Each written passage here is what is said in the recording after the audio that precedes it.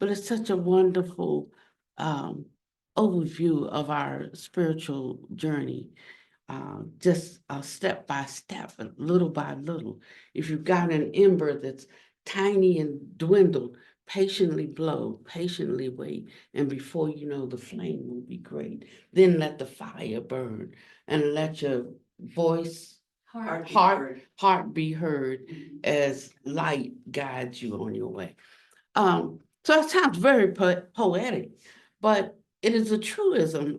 And so today I wanted to kind of talk a little bit about that, because when we hear or we read something new, we usually just compare it to what we already believe or what we already know. So, and if it's the same or close to the same, then we can accept it as true, and if it's not, then we claim that it's wrong or it's right away. I don't agree with it. But in either case, we can learn nothing new. And so we can go our whole life um, assuming that we're learning something, and we're not learning anything, because it just becomes something to discuss about what I believe or what I don't believe, what I accept or what I don't accept. And so the effort is never properly developed for us to shift into the very things we say we want to understand or that we want to know. And the effort is not there simply because we're using this discriminating mind from the get-go to limit access to realization. We cut that off ourselves. Nobody cuts that off. We cut that off ourselves by what we are willing to hear. And sometimes we want to hear it for the sake of discussion, but we want to hear it for the sake of putting it into practice to see if it works. We'd rather talk about why it won't work, or why it doesn't work, or why I don't believe it, or why I don't want it. I don't like it. I don't like the way something looks. I don't like what is that? No. One thing I would always say, and particularly it was difficult for me when I would say when I was making a departure from the Christian church. And I remember the Sunday that I took my congregation to another church. I was a pastor at that time. And I said, I have to leave you here. I can't take you with me because I don't know where I'm going. But the one in whom I believe told me to walk out that door. No. So I wasn't trying to take anybody else with me. But I had reached a place where, to the contrary, it's not that I didn't believe certain things. I lost my faith. I didn't lose my faith. I had so much faith. I was looking to see it manifest in real life, and I wasn't seeing it manifest in life. I wasn't seeing it manifest in you. I wasn't seeing it manifest in me. And I said, but I believe that this is manifestable. It is true. But how come I don't have it? Because if I really embrace it with my whole heart, I should see some sign. I see little bitty signs working, but I wanted something. There was the promise that I could become just like that, to have that kind of mind of compassion, that kind of heart of compassion that was so powerful that it could change the structure of appearances, and it could feed 5,000 with whatever it was, 2 fish and 3 loaves of bread or something like that. But I believed that. I'd seen things in my life that didn't compare with that, but there were little things that gave me the confidence that there are bigger things that can come into manifestation, for one who has a bigger mind and a bigger heart. How couldn't I get that bigger mind or bigger heart? I wanted it, but I said, there must be something missing. You know what? In the Vatican, I said, it's okay. In the Vatican, they have 10,000 manuscripts. My Bible is 66 chapters. I think I'm missing some information. And that's the problem. So I said, somebody has decided how much information different classes or categories of people can have. So I need to go somewhere where there's some additional information that's been cut from them 10,000, condensed all the way down to 66 chapters. And that was it. It was so my stepping out, I honestly had no idea where I would go, what I would do, how I would find this, who I could even talk to about it. I didn't know anything except that I believed that there was more and I wanted to know how to enter to it. Now I can say that over the last, what that was in 78. I think between 75, no, long time ago, but like 40, at least 40 years. Now I've been out longer than I was in, you know. But I think back on that time, and I just couldn't imagine some of the things that scholarship has brought forth concerning, the origin of certain scriptures, or how things should be interpreted, how they should be translated. Even language changes things. I had a really old Bible. I think it was on 19 printed in 1948 or 19. Did they have print press in 35? Yes. Okay, I think it was one of those real early numbers. And it talked about he who lets will let until he's taken out of the world. And when I looked at a, what do you call that book that I had, the book was bigger than the Bible because it gave a definition for every single word. Well, it's called something else. It's a annotated what? Concordance. Right, it was a concordance. And so, because I wanted to know what every word meant. So I would use my Bible, not with a interpretation. I would just try to look at every word in a sentence to try to really understand for myself what the sentence could be saying, other than what the preacher told me, other than what I learned in college. And so I could come up with my own understanding of things. And so I looked up one from a very old concordance I had that went with that Bible that was passed down. My dad was born in 1899, and so I had a really old a family Bible. And then I looked in a new one. And the new ones, they were like black print was just anybody talking. Red print was words Jesus said. Green print was words the Holy Ghost spoke.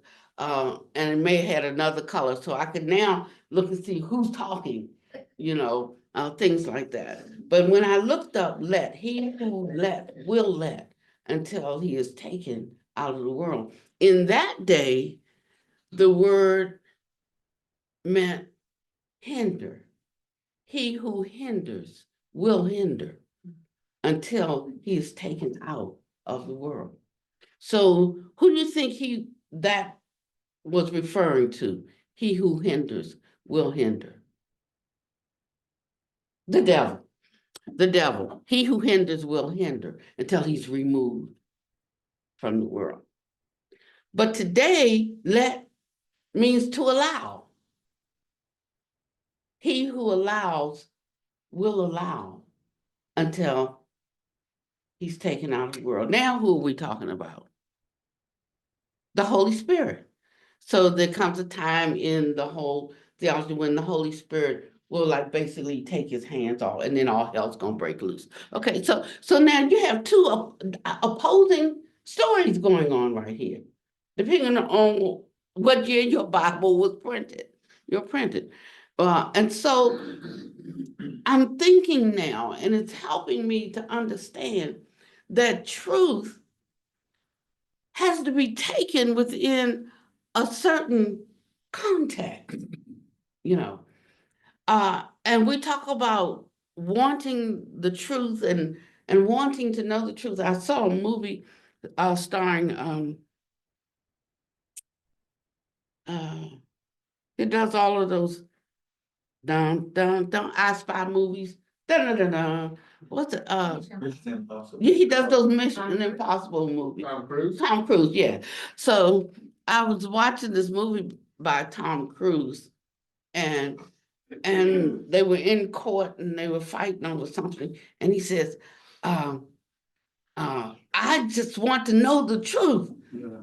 And then the guy turns to him and says, you can't handle the truth. Right. And so it's like that. We want to know the truth. But wisdom teachers understand that we can't just handle the truth, that there has to be some development of in the soil of for you to be able to understand something, in order for us to be able to allow some brightness to enter, or some luminosity there to that won't scare the bejeebies out of us, because of fear of anything that we don't understand. When there's something, not understanding things will provoke you to murder. It will provoke you to kill people, kill things. It will provoke, it will make you do things you never thought that you would do. But that's the power of fear. And so when we talk about the only thing we have to fear is fear itself, it ain't maybe not the only thing, but it's way up high there. And we never think about it. We think we're making rational choices, rational decisions, based on, but that's all based on our limited understanding, what we already know about something, and that we could kind of relate to this situation. And so we spend our lives taking these little baby steps, even though we want to take one giant leap for mankind. We don't have the capacity, we don't have the ability, we don't have the skill, we don't have the attainment. We might have the desire, but the desire is limited by the mind that is occupied by fear. And so wisdom teachers teach us step by step and little by little. Now, what that means is that what I learned in the beginning doesn't mean that that's the truth and whole truth and nothing but the truth, so help me. It doesn't mean that. It means that this is an ingredient or understanding or a concept that you need to get on board with to go further, to go a little deep. Joe and I were talking this morning on the way in. I said, Joe, I'm gonna start painting. And I can't paint a lick is what I always say, because I can't, but today I was looking at a cloud, and there were some clouds that were still, or, maybe being so far away, they appeared still, like they're just like hanging there. Like you could feel or sense the weight of them. They didn't move, and some of them were like maybe Nimbus, yeah, I think, because they were kind of gray, heavy. Then there were some other ones that were puffy, like cotton balls, and and behind some of them there was some the light was so bright behind some of them that the clouds they shimmered, they captivated your attention. The others looked like white balls of cotton. Then there was another stream. They looked like a whatever you call, like a family of geese flying. They would look like little Z's, and it was like 3 rows of them, but they were moving, and they were moving like water, a current of water. Like if you were shooting a spray of water in water, they were moving in the water faster. And then right above that, I mean, these things I never know. I never noticed things like that. But all of a sudden, I'm noticing, and I'm always drawn to the clouds right now. So I'm just going with this because I know I'm learning something. Now, to my own mind, there's no fruitfulness because I don't know what I'm learning. But I know I'm learning something because there is focus, there is concentration, there is attention, there is contemplation. That's my cue. That's my cue that I am learning something, or there is something that can be learned from this if I can pay attention. No, don't have to know what it is. And I can decide later if I want it or not, if I want to keep it or not. But I'm open to it, is what I'm saying. And what I know is I can't draw a lick. But today I didn't say what I usually say. I can't draw a lick. Today I said, I'm going to paint. I'm going to paint. And he said, yeah, what you going to paint? I said, I'm going to paint clouds, Joe. I'm going to paint clouds. And I'm going to have all kinds of clouds. And I'm going to have, and then I started saying, Joe, look out the window. You see that? And he's trying to drive. I'm like, look over there. You see these clouds. And can you see? And I'm just outlining. And now he starts to teach me something because he said I used to be a photographer, like kind of like on the side. I just like to take pictures. And my pictures never came out like what I saw when I said, I got to capture this. So he said I had to learn something about, what was the word you used? Composition.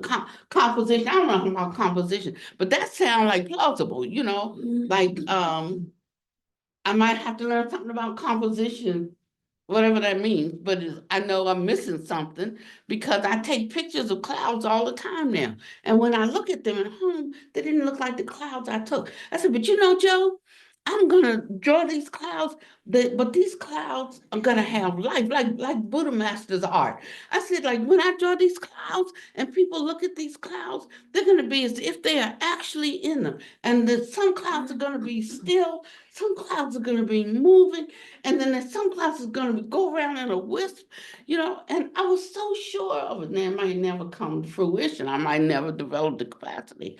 But today, this morning, I was so connected with the possibility of something so far beyond my current capacity, just because I want people, when they see those clouds, I want them to think that anything in their life is possible.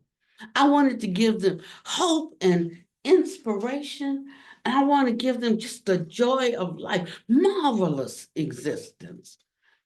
Now that was my coming this morning. It had nothing. I was needed to organize my papers for my Dharma talk, but you can forget that if you're in the car with Joe. And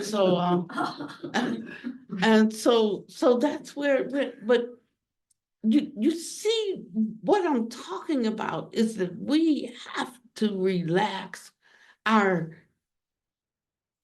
fear of hearing and learning something new. Otherwise, we will remain the same. Come as we might, listen and think about it as we might. But if we're always only comparing it and putting it up against what we already know, we should surmise that that's deficient. Even if we learn something and we have to abandon it, how can you abandon what you haven't taken up? So you still have to come to some reckoning about something before you can even abandon. You haven't even gotten to abandoning something yet. That's how small and myopic we can be. Before you abandon something, you have to have taken it. But we abandon things before we even take it up as a possibility. This is I don't believe that. That's it. And we call ourselves intelligent and think we're the most intelligent in the universe. Because we haven't figured out how to get there. We think they haven't figured out how to get here.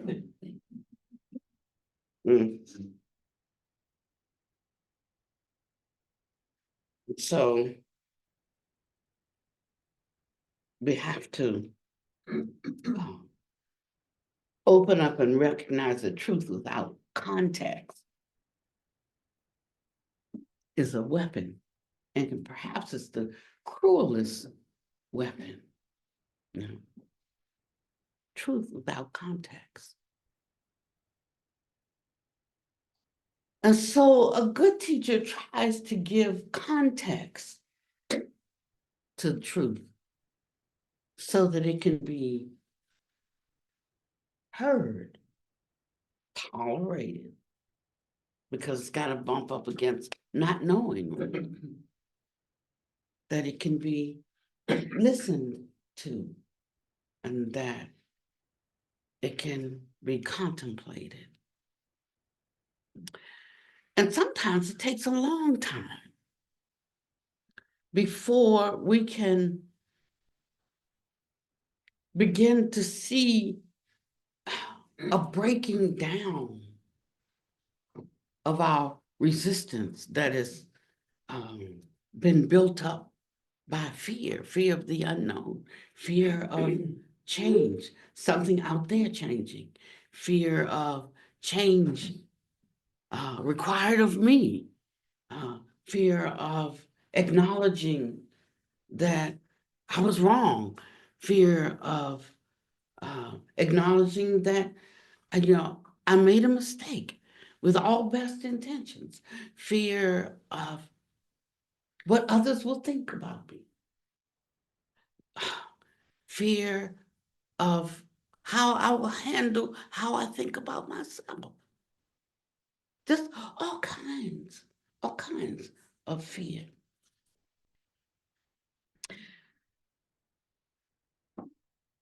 So we have to consider both the construction of views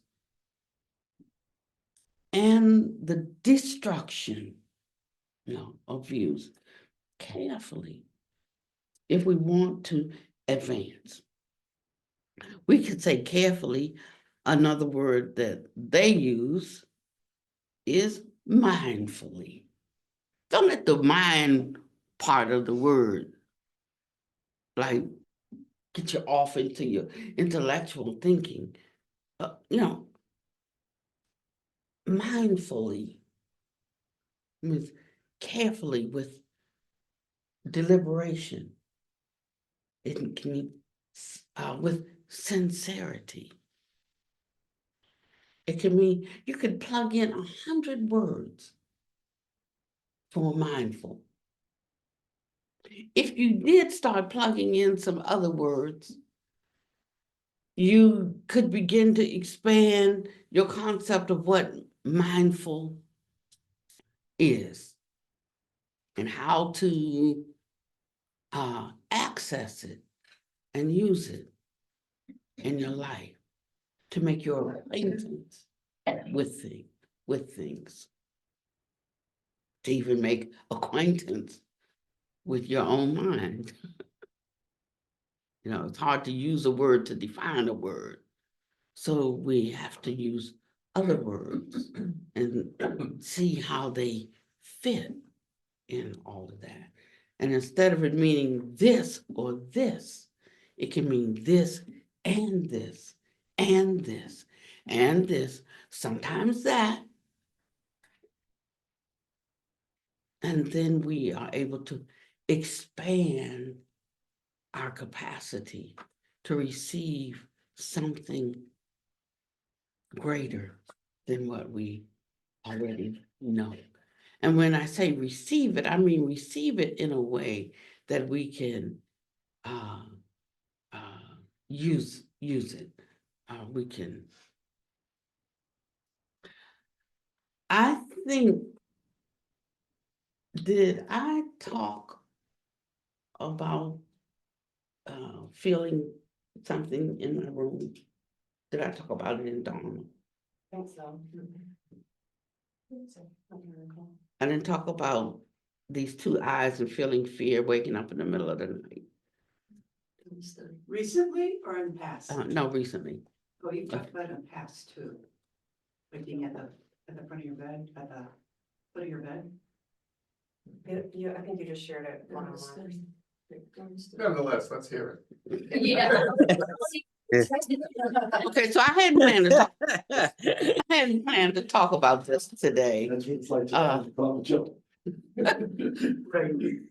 But you know, I come out of a tradition that, you know, we have recognized different classifications of being, like there were angels and there were demons and there were humans and there were, you know, all of that. So like I'm well acquainted with all of that. And we think angels good, demons bad, you know, and so angels, we like calling for them to come forth and bless us and occupy the land and go before us and set a standard and you know, and help us to be victorious.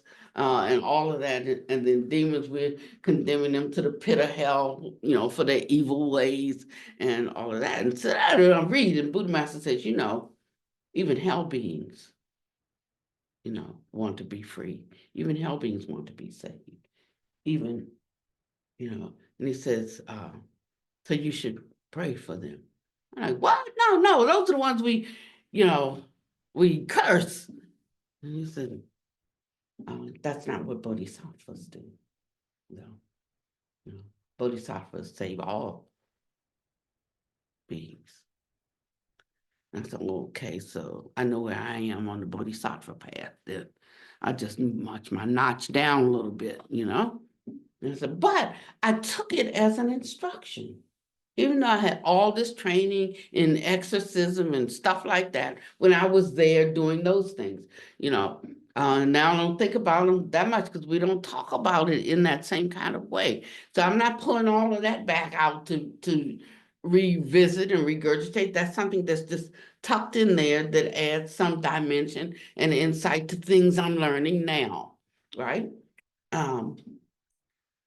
And so I'm thinking I have when a fear sometimes when I get a feel that there's something hostile towards me, you know, I can't identify with the energy. It's not like like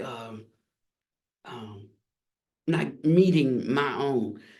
So like maybe my hair might stand up on my neck, something scares me in the dark, or I feel something in the dark. It doesn't happen that often because I spend most of my time meditating on celestial realms and stuff. So I stay a lot in the good feelings. I mean, so much so I have to turn my mind to it and I'm like gone there, you know. But I'm contemplating this thing about how hell beings, you know, need saving too. And so I wake up in the middle of the night, I'm asleep, 3 o'clock in the morning. And my eyes like wake up because I feel a presence in the room. And it's pitch black in the room. I turn my eyes towards where I feel the strongest energy coming from, you know. And right away, while the fear is there, it's like I don't really want to look over in that direction because I'm afraid if I look over there, I might what? See something. I might see something, right? So I'm turning my head this way, but like I don't want to look over there. And then I think about what I'm trying to cultivate, like a compassion for, you know, at least something that has some kind of feeling of sinister or whatever, you know. And he said, you should not fear them. You should feel compassion for them. I said, okay, so I'm gonna try this compassion thing right here for a minute and see if this works. If it don't work, I can always go back to the rebuke thing.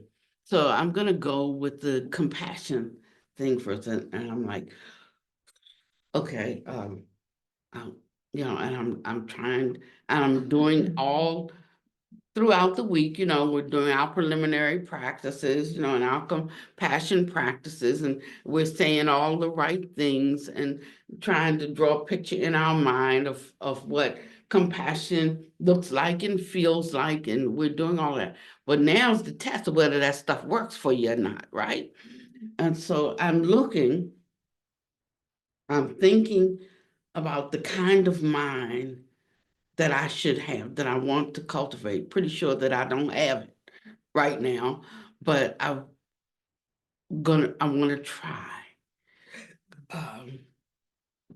And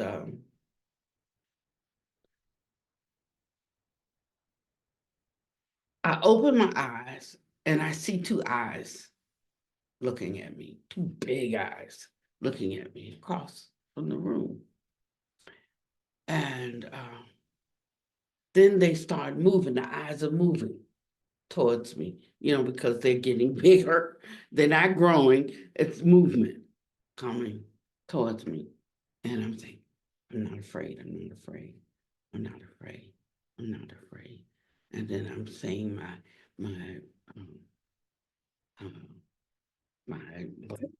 bodhisattva vows and saying whatever, because I know I'm in the throes of an experience here. Now, what exactly it is, I don't know. But maybe it's in response to a petition that I've made, but I have to pass through that door of fear to inherit, the benefit of it, the fruit of it. We just want the apple to fall off the tree right here, but maybe I got to climb this tree and get on that branch to reach for that apple. And so it gets closer and closer.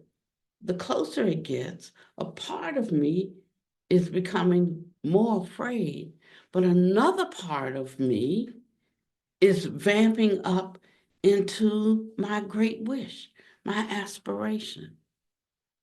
And depending on where we are in the process, how much practice we have, one or the other's going to win out. So I wasn't sure which one was going to win at this time, but I'm here in the throes of it. So I'm just here. I'm just here with it.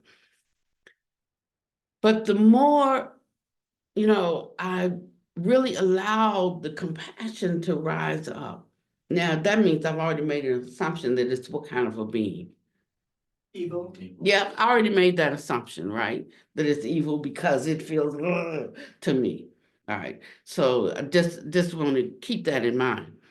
I've already judged it, in other words. So I'm really working on not judging. Now that's on me. It's not on this, whatever it is, that's on me. Saying, Pannavati, you've already judged them and found them lacking. You've already judged it. And so I said, oh, yeah. And so I was working at pulling back my judgment of it. That's all. Just pulling back my judgment.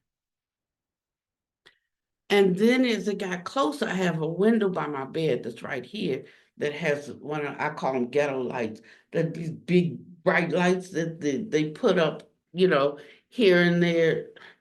And the government puts up, they used to just have them in the ghetto. That's why we call them ghetto lights. But now they have them in good people's neighborhoods too. Street light. Yeah, they're street lights, but there's street lights and there's street lights. They have some that are extremely, extraordinarily bright. And those are these, they're not all just your regular lights. Although they're all getting to be like that, that's just how state activities are escalating. That's another Dharma talk.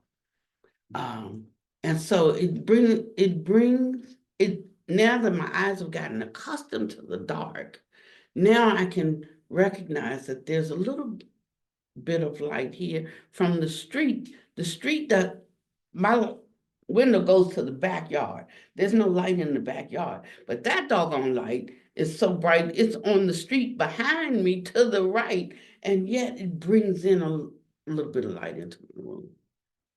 So as this being approaches that little bit of light that sheds light, I see this blue figure, this blue being, right? With these big eyes, not just the eyes now I'm seeing the whole figure.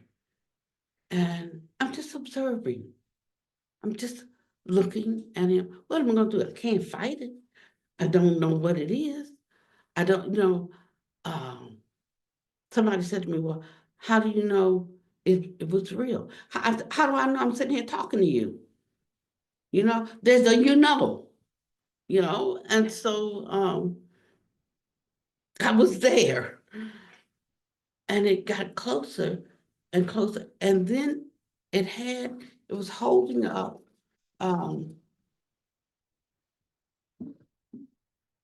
something in its hands, like a blanket, looked like a very soft kind of blanket. And it came all the way to my bedside. It's just moving like this, comes to my bedside.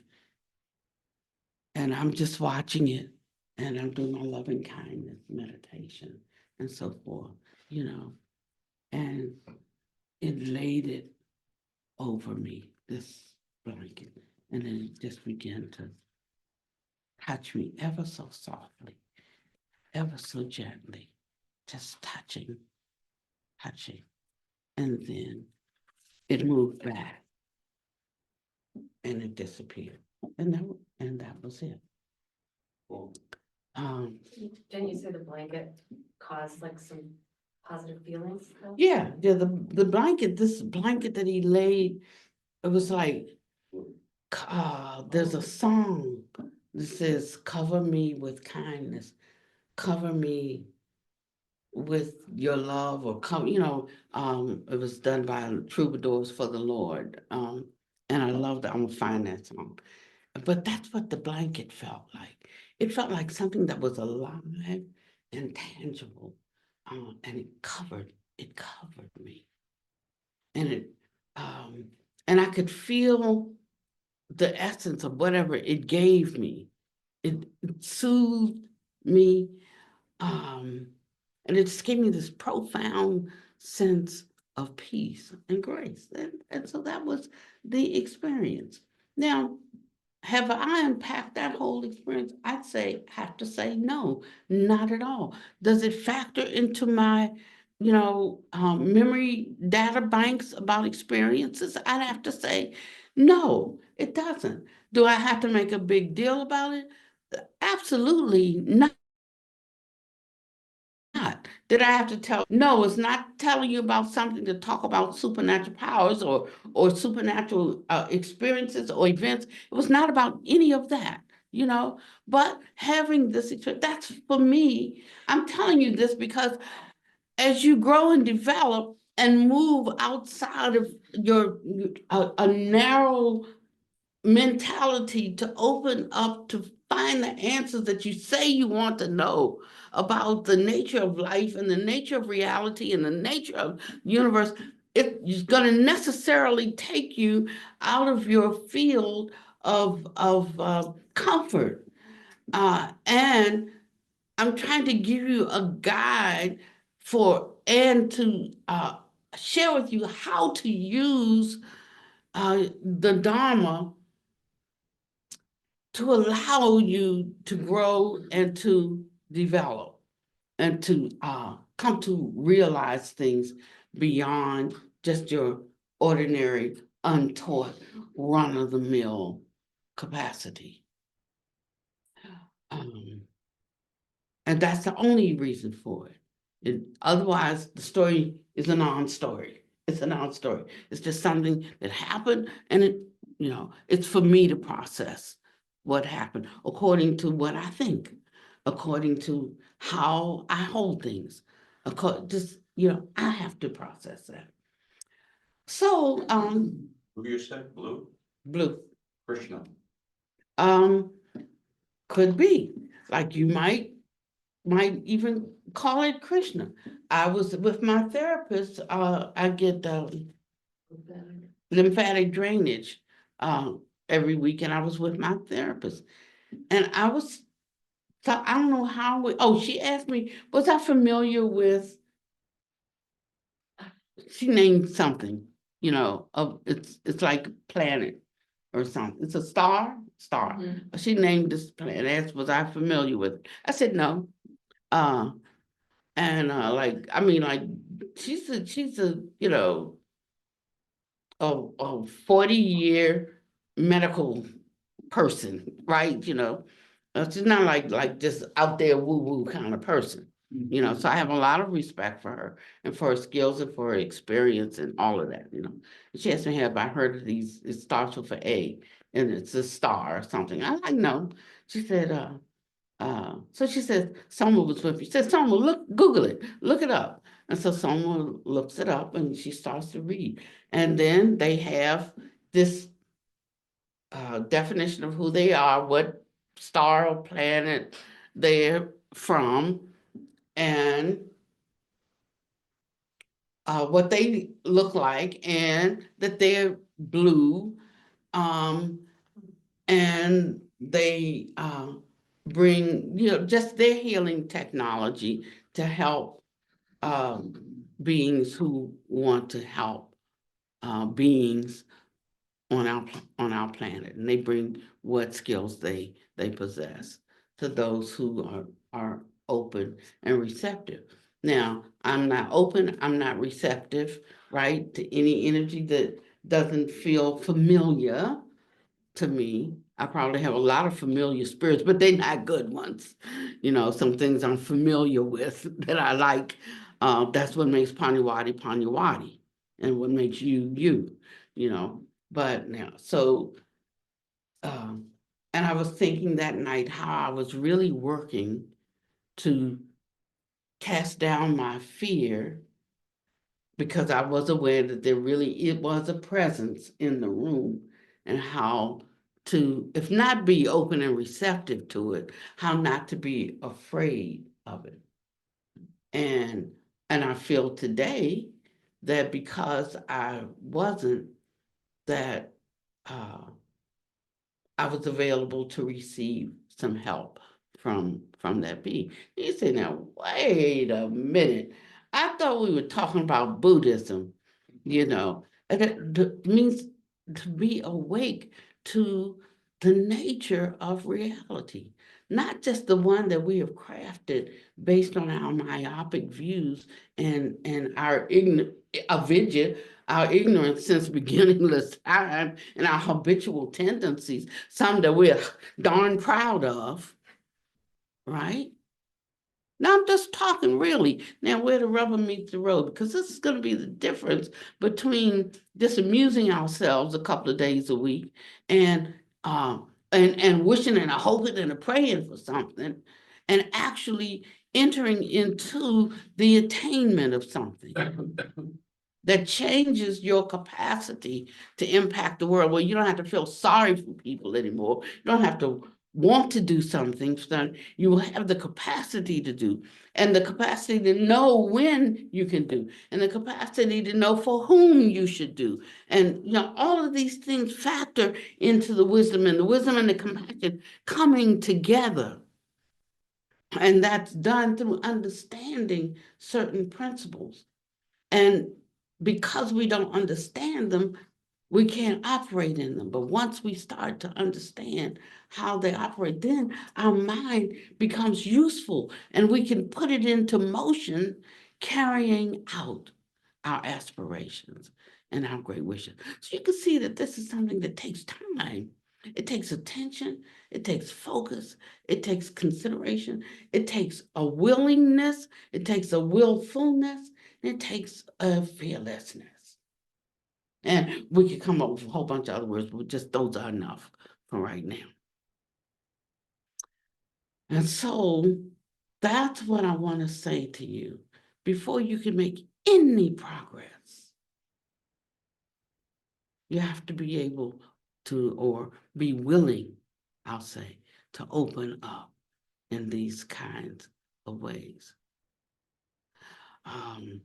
You know, sometimes we have these little cutesy sayings, then I hear them all the time from people when and I know that that's just a defense, because they're really afraid of dying, afraid of losing, afraid of, you know, whatever your fear is, you know, but because they're really afraid, that they have this bravado, and, you know, and they're saying things like I am who I am and all of that kind of stuff.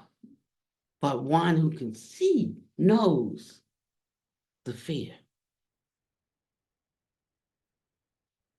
When I say one who can see, is I'm saying that when people are saying these things and acting in that tough guy way, one who knows, who understands these things, see the underlying fear. And so we continually try to encourage, to support, to reinforce the weakening of that resistance. Then one day you hear something. And today I think about it. I find that I'm suddenly not too afraid, to think about it. No, not fine when I think about it. Maybe it was no big deal after all for me. Or sometimes when I think about it, or maybe I need to make some adjustment because I can see that my trajectory and my goal, they're not lining up. One's going this way and one's going this way. Then something becomes more serious to me and I become more invested in it. I'm invested in lots of things, that I'm doing, but I have a hierarchy of needs, and it's not, what's his name, Maslow? Maslow's, it ain't his. Hierarchy of needs. I have a different hierarchy. I have a different one. And he doesn't give me mine. I had the same one he had, but I have a different one. Have for a lot of years. But if I'm trying to still operate with the mindset that I have that hierarchy of needs, that I'm only going to get that. So I found that I could decide for myself what is my hierarchy of needs and begin to reorder my life around my hierarchy of needs. And then one begins to look for a teacher. Before that, they weren't really looking for a teacher. I would guess the final hierarchy, the final need would be the same as Abraham Maslow's, the enlightenment, whatever that means to you. Yeah.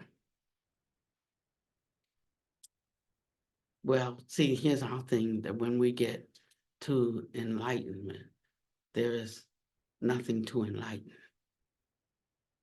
Yeah, this is called self-actualization. which Yeah, is- it's after self-actualization, you're beyond that. Yeah. And this is where the teaching gets real sticky, because in the beginning, and now I'm going to actually get to the talk. So we won't get through it. Okay? The bullets, the highlights. And yeah, Papa just have to give you the bullet. First you gave Joe a Dharma talk, then you gave like 4 Dharma talks. Now we're on the 5th. So the point is that insight arises not because we learned something entirely new that happened to align with what we know is important and what we believe in, but it arises because we recognize some of the important things that we believe in are actually incorrect.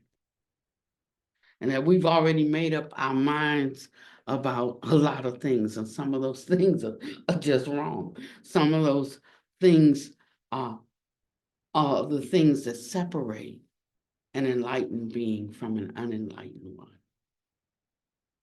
If that wasn't the case, then simply reading about the Four Noble Truths would enlighten you.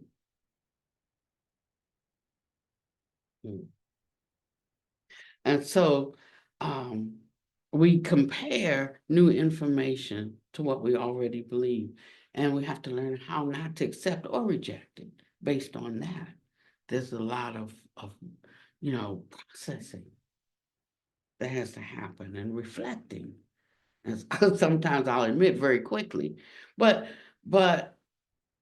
it's what we need to learn about how to articulate in depth and how to evaluate new information. So I'm going to read now a little bit of something. Just a little something. Thank you. I won't cite the source of this. It doesn't really matter. The Dharma of the Hinayana says that if you want to leave the fruits of suffering and the fragmentary births and deaths in the three spheres, you must cut off the afflictions from seeing and thinking and the causes of suffering mentioned in the noble truth of accumulation. So we're talking about the Four Noble Truths, the truth of suffering. Suffering has a cause. There can be an end to suffering. And there's a path leading to it. That's the Four Noble Truths. So in the beginning, we didn't think we were suffering. We think we're just enjoying our things and stuff comes with it. And we just try to deal with the stuff because we want the things, whether it's people, places, or things, we want it. And there's suffering that goes along with that, either getting it, keeping it, or losing it. That's real simple. That covers everything in life. So that's the truth of suffering and the cause of suffering, the first of the two noble truths. And then you get to the third and the fourth, then it talks about, so now you have to cut the cords of affliction, the cords of attachment. Now, to be free, that means it's okay to have things, just don't let things have you. Now, where that line is, you have to decide. And mostly because it's difficult for us to, in our confused state of gross ignorance, it's difficult for us to find that line. And so we just keep going around and around in circles. I think Rob, yesterday in class, I was talking about, one of my marriages that I haven't talked about, just simply because I hadn't thought about the fella for, I don't know, 50 years or so, and Rob said, dang, Pannavati, you go through husbands like we go through boyfriends, Joe said that. Joe, that was you? Joe. Somebody, and but it's sort of like that, a lesson that you don't learn, you're bound to repeat, right? Because I'm like, you really can't see it. You can't see it, So somebody will tell me about, like, here's a couple, they've been together since they were 16, right here. And I'm like, this doesn't make any sense at all to me. Or I think about Kay, she in one job, not the same job, in one place of business for 30 years, from her first job to when she retired. What the heck? Till she retired, no place else. She went all the way up till she ended up at the highest place she could be, which is the administrator of the foundation and, and the trade association or whatever the heck it was. But I mean, like, how is that even possible? That's all. I needed something different every year. The longest I've been with anybody is being with you guys. You all showed me that there was something here that surpassed my sense of time and need for, adventure or whatever it is that I have, whatever my brand of ignorance is, that I could be with you for all of these years. And 1 year has turned into a decade, has turned into 2 decades, has turned into now it's almost 3 decades. And and it's hard for me to imagine anything else, even though other opportunities have come up and still coming up. And I'm like, no, this is who I belong with. This is where I belong, and perfectly satisfied with that. So I'm sitting here trying to understand how you could be fastened to something And I was beginning to feel attached. So Buddha Master comes and says, well, because where you're heading now, you're not, you're heading into some new territory and you're not yet qualified for it. But you're going to get there. You're just not there yet. And so what you're going to have to do is you're going to have to give up that phony teaching job.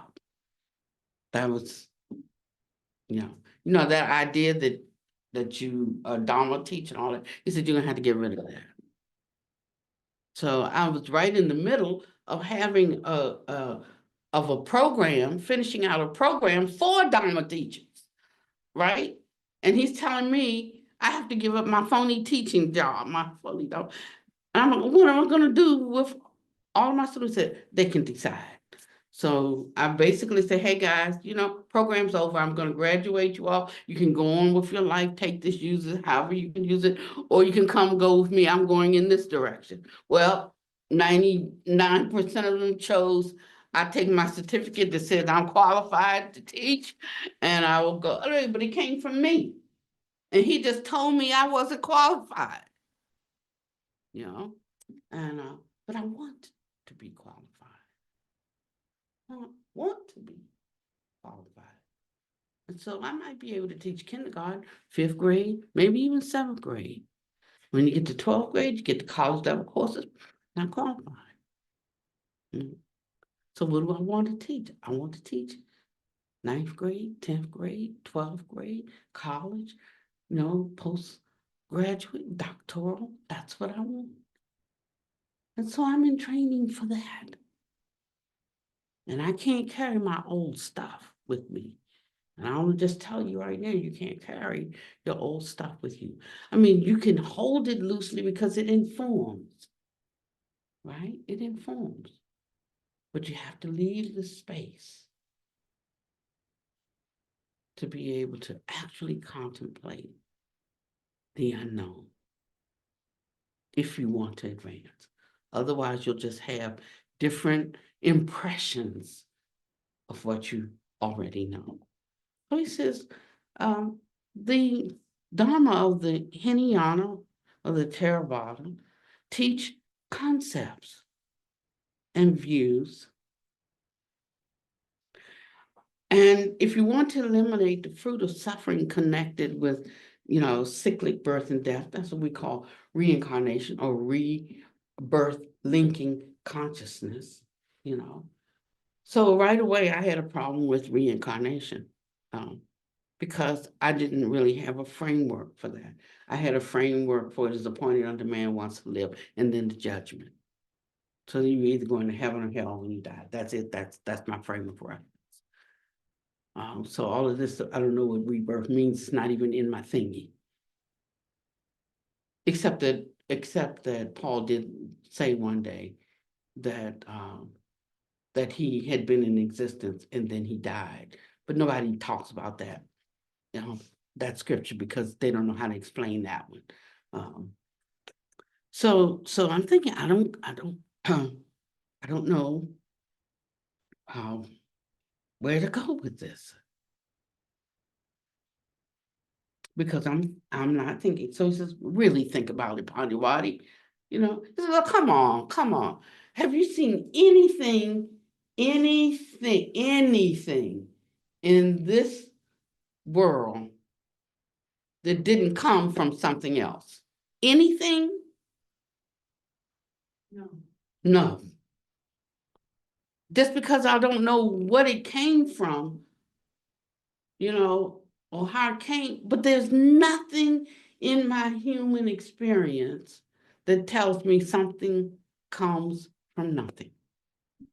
So then I have to imagine that when I make an appearance in this world, there had to be something that precipitated and allowed that manifestation to occur. Just like when a weed grows up out of the ground. You didn't see it yesterday, but there was the seed of a weed in there. It got sunshine and water, and boop, it popped up today. So you think there was a cause that allowed it to manifest.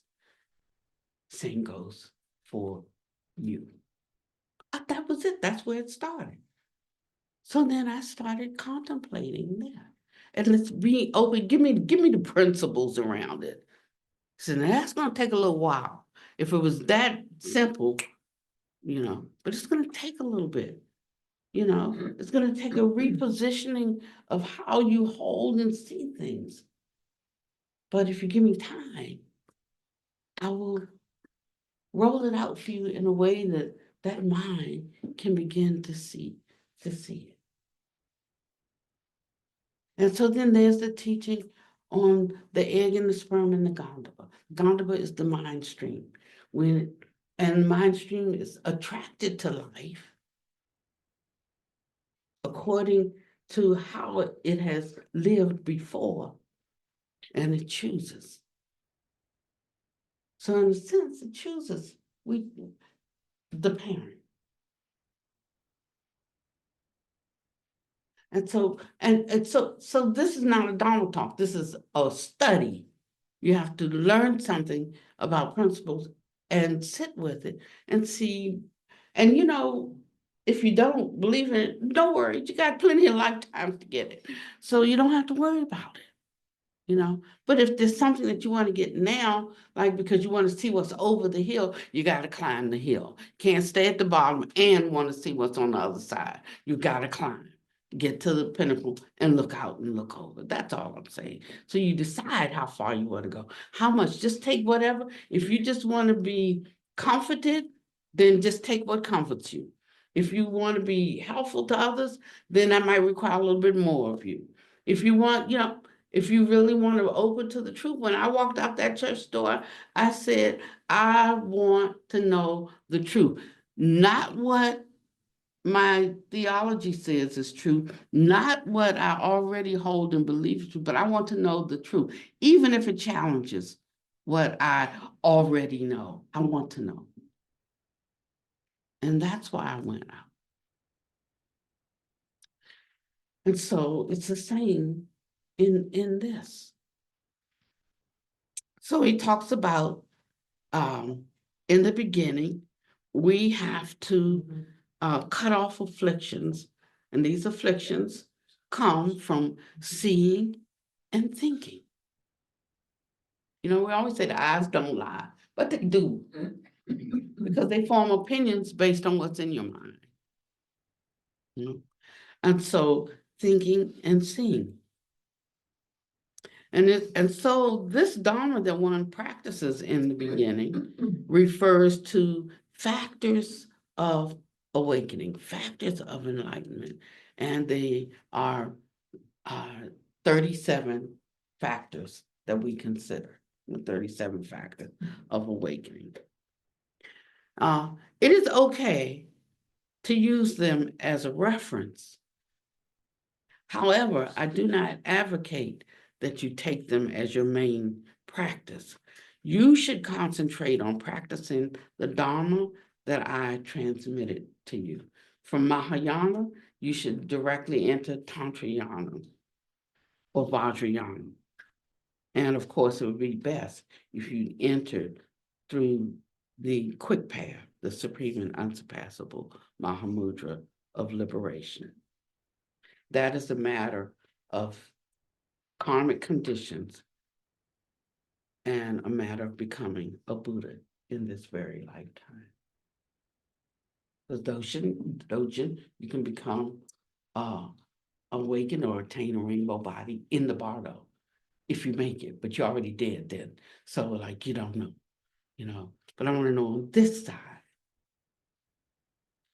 where I'm headed, what my destination is for the next arising. On this side, so you can know if you want to know. Some don't want to know. So I just take my chances. But I personally, I want to know, and I want to be heading in that direction.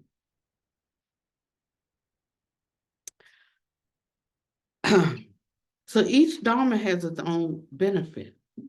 For the Theravada, the benefit is recognizing causality, cause and condition. But as you start to move towards the Vajrayana, it becomes something else because one's state or one's state of mind increases. In the Mahayana, we can at least become a bodhisattva. And this is planning causes to acquire the karmic conditions to move beyond just the world's realms of cause and effect. Now, to get from the world of cause and effect, and I'm going to end in 3 minutes, get from the world of cause and effect to the world where karma or cause and effect does not operate is the challenge once you've entered this gate. If you enter this gate and you stay in the mindset of cause and effect, you can never traverse the world. You can never go deeper. You can never get to the place that one can become a citizen of, that is a bodhisattva in the world beyond cause and effect. But just as there is cause and effect, because the mind can wrap around that, doesn't mean there isn't a world not based or free from cause and effect. And that's the hard part for us. We want to be free. We want liberation. We want to be free from guilt. We want to be free from ignorance. We want to be free from suffering, but we just cannot imagine that there is an existence that's free from that. So we never reach it. And that's the biggest question for one who takes up the Dharma wheel is, do you really embrace the principles of this path? Even if you haven't realized them yet, do you think that they're possible? If they're not possible for you, if you don't think that they're possible, just you haven't realized it, then where do you go? Where do you go from here? On this path, where is there to go? So that's the question we have to ask ourselves in order to go further.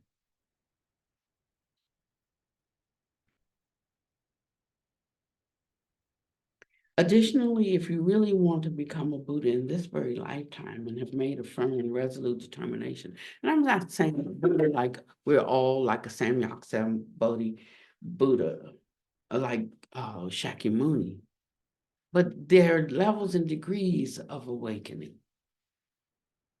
And if we really want, to attain some of those in this very lifetime, and we've made a firm and resolute determination, then know that a Buddha has 3 bodies and 4 wisdoms.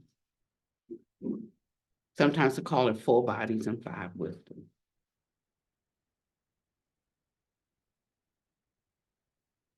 Says it takes at least 12 years for one to successfully attain the reality of great perfection through the great perfection Dharma of esoteric Buddhism. It's very possible that one will still be unable to experience great beneficial effects even after 12 years. So I'm in terms of being resolute, I think I'm in year like 5. Is that about right? We'll see that. So about year number 5. So I don't have expectations that, I can know certain things, that I can do certain things, that I can shift the structure of appearances. I don't have any such delusion. He's already given me a benchmark, 12 years.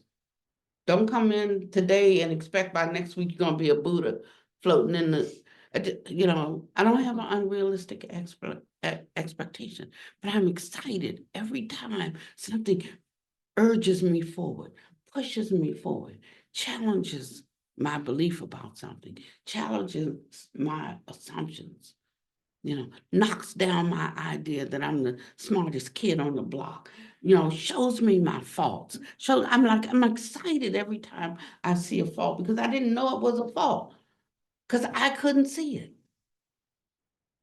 But now when I see it, I'm delighted. Not as delighted as if I didn't have the fault, but more delighted than not knowing I had the fault. You see what I'm saying? And so what was suffering for me before is now no longer suffering because I rejoice in recognizing a fault. I got to put some action to that to correct it, not just recognize it, but like abandon that, and that might take me 12,000 times of abandoning. But every time I do it, I get more confidence. Now, this is confidence based on direct action and direct experience. Not like I can't get it. I don't understand. But every time I do it, I develop more confidence that's born of my effort. And I know the time will come that there will not be anything that I fear. It's not today, but I know that time will come because I'm learning and applying the principles. So I say to you, just be patient and vigilant and courageous and diligent.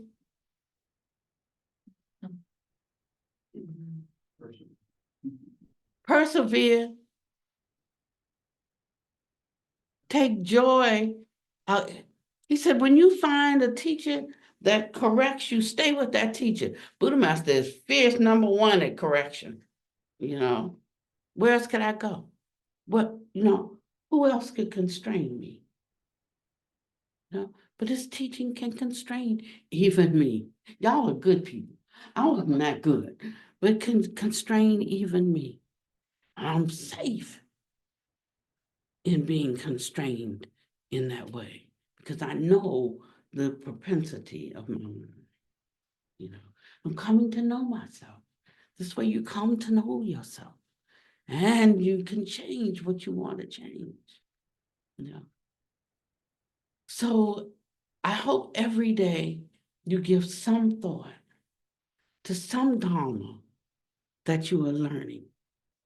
And you look as you go through that day through the lens of that Dharma and see what you see. Think about what you see, even if you don't like what you see about yourself or about others. Then he tells you that's why we do these practices on loving kindness and compassion and joy in the successes of others. I play cards I know, don't send me no letters. I play cards on my phone because I was having those seizures, and now I am closing. I was having those seizures and the doctor was saying, I need to work with numbers. I need to think to straighten my mind. Because I used to talk about those people who walk around with their phone playing games all day. Now I walk around with my phone playing games. So I like working with the numbers, and I've gotten good at it again. I had lost my ability. It was hard even to add, and but now it's all back, and I'm quick, and I was always good with cards when I was in the world. And so I'm like back, but I would like, you and your partner is the computer, right? And then you have the opposing team. And my partner, who's supposed to be the computer, who's supposed to be smart, if you know how to play whist, how does you think like what your partner is playing, it's a skill you acquire when you play cards. Then he'll throw out a dumb card. And I would say, what kind of computer program is this? That was a stupid card to throw out. You didn't pick it up you just don't even know how to play whist. But that's how I started. So I'd be fussing with my imaginary partner, just playing cards. And then I found out, why this is not about you in numbers. This is showing up your competitiveness. You always have to win. This is showing, so it led me to that. Why? Because I was looking at the playing cards through the lens of the Dharma. And so I started working on that. And now, because I was getting stressed out playing cards, when my computer partner played the wrong card. Dumb computer. But now I was noticing the other day how much I enjoy it when I say, "Oh, good call, partner." Or if he makes a dumb move, I'll say, "That's all right, don't worry about it." And something is changing in me, you know. So this is what we're looking for. We can take what's a good thing, we can take what's a not good thing. We've already judged this is good and this is bad. That's why we have to move beyond the Hinayana view, the preliminary views of good and bad. You do need to know good and bad, but then you start to find out it's very complex. And we have to begin to change, saying that thing down. And this is where life becomes interesting. A challenge, yes, but it becomes very enjoyable.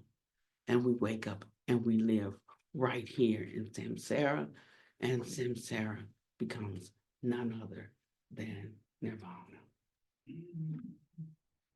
Somebody close for me. Anybody?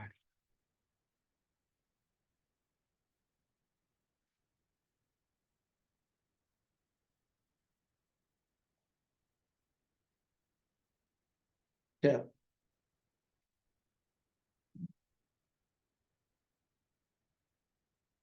May the merit we have accumulated here today go to save all living beings, wherever they are, whatever they may be doing, whatever they may believe.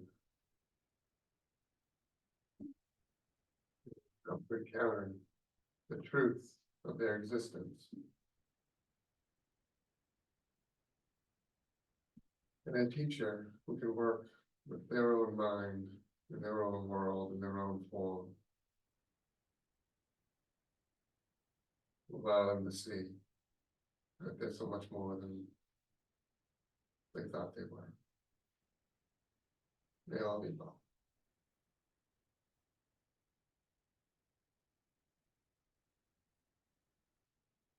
Thank you so much for coming.